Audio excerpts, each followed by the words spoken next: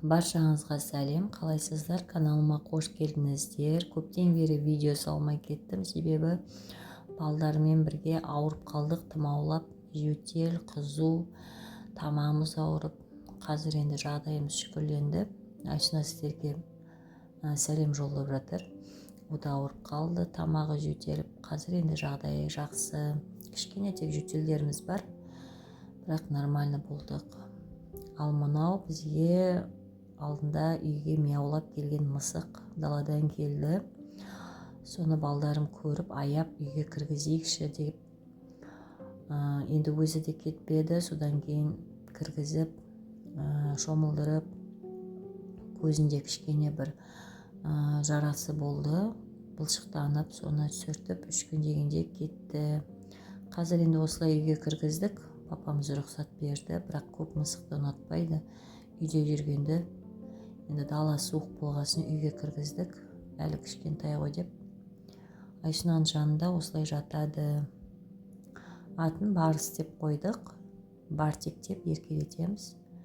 Енді пока что қасымызда ешкім іздеп отырған жоқ. Біреудің мысығы деп ойладық, енді өзі келді. Енді кетпей жүр. Ауырғасын үй жинайтын уақыт болмады менде. Қазір сол үй жинап тастап жатырмын.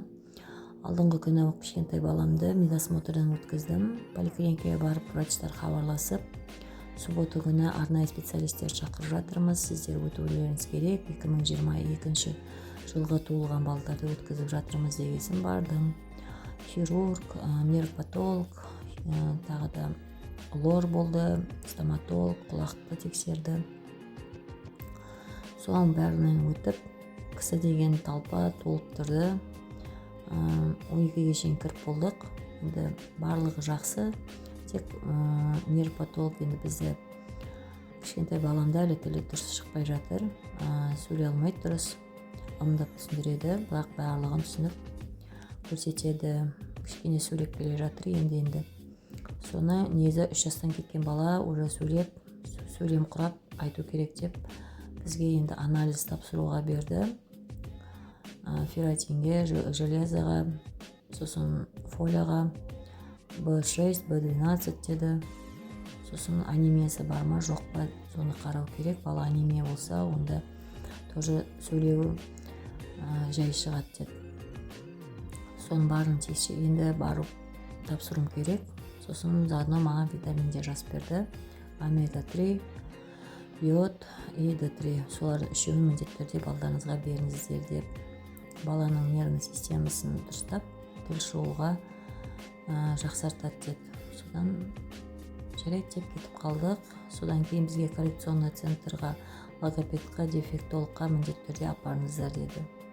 Солай кеңестерін алып келдік. Енді балама көбінесе развивающий ойыншықтар ойнатыңыздар, ешқандай сотка қаратпаңыздар, қазіргі балдардың сөйлемеуі содан да болып жатыр деп бізге кеңес берді.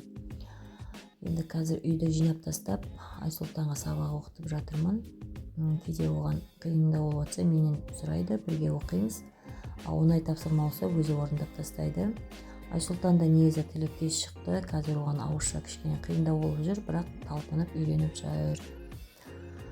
Әдебиет, қазақ тілі дегендері. Бесін шайын ішіп отырмыз балдармен. Қазір балдарға осындай гринке пісіріп бердім. Олар уже ішіп алып, жеп алды. Мені өзім отырып шай ішіп алып отырмын. Сылай қалған нандардан гринкеді өте жақсы көреді балдар жегенді іспасарға. Қазір енді кешкі ас дайындауға кірісемін. Видеомды аяқтаймын. Сау болыңыздар. Пока-пока.